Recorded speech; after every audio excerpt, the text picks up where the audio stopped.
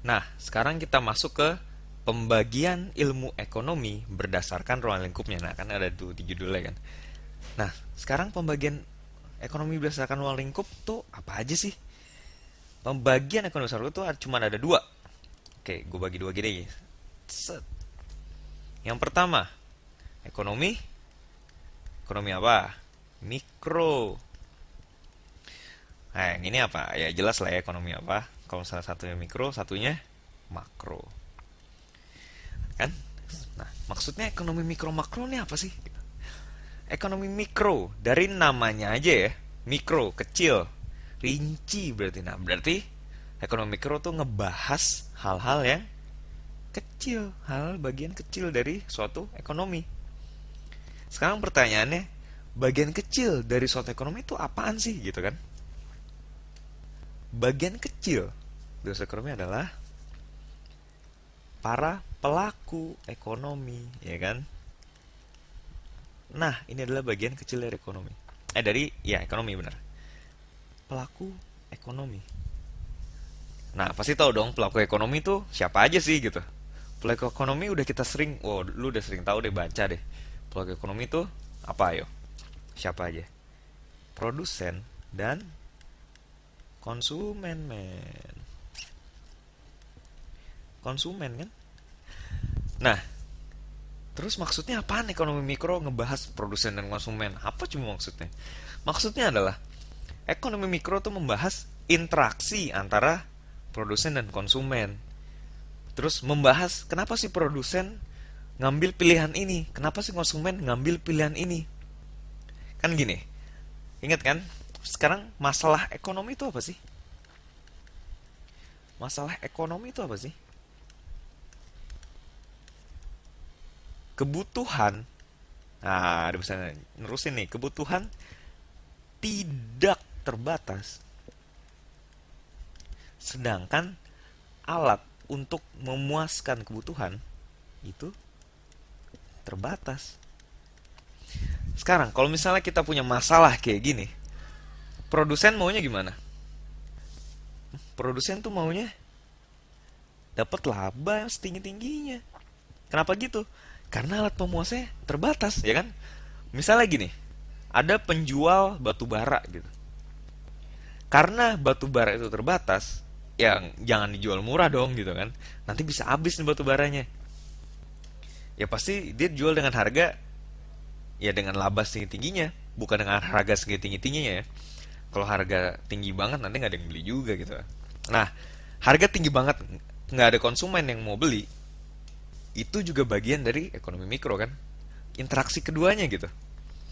Nah, terus kalau konsumen maunya apa? Konsumen maunya puasnya maksimum ya kan. Puasnya maksimum. Gue punya duit segini nih, gue punya uang segini. Dengan uang yang gue punya, gue mau nih, gue dapat kepuasan yang paling tinggi, ya kan?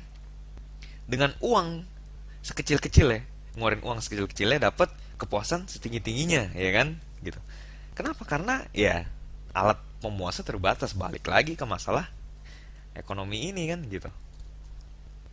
Nah, sebenarnya inti dari segala intinya ekonomi mikro adalah ya interaksi antara produsen dan konsumen, termasuk pilihan-pilihan yang diambil oleh keduanya gitu.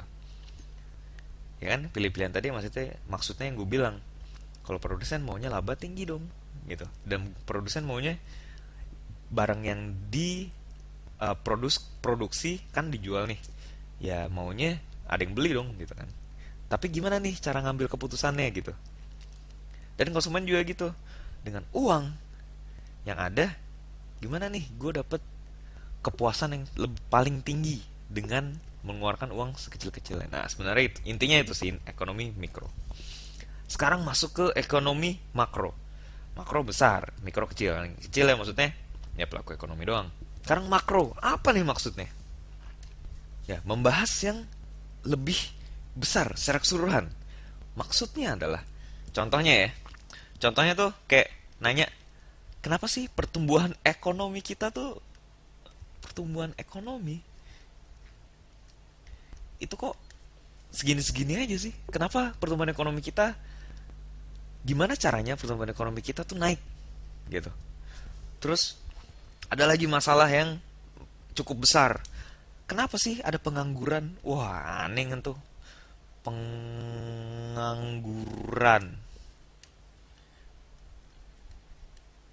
Nah, kenapa sih ada pengangguran? Kenapa sih? Kenapa sih harga-harga tuh naik terus?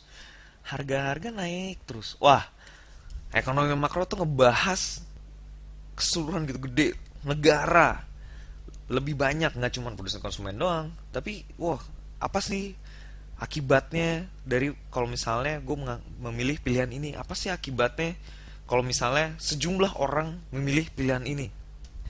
Ya jadi ekonomi mikro itu cuman kayak bagian kecil kan, ya membahas produsen konsumen aja, titik. Sedangkan ekonomi makro tuh membahas produsen dan konsumen, sebenarnya produsen konsumen juga sih, tapi lebih ke bagaimana sih dampaknya dari suatu kegiatan ekonomi ke masalah negara gitu. Jadi yang dilihat cakupannya tuh lebih luas. Masalah inflasi segala itu masuk ke makro gitu kan. Kalau inflasi kan bukan cuma masalah satu produsen atau satu konsumen doang kan gitu. Oke,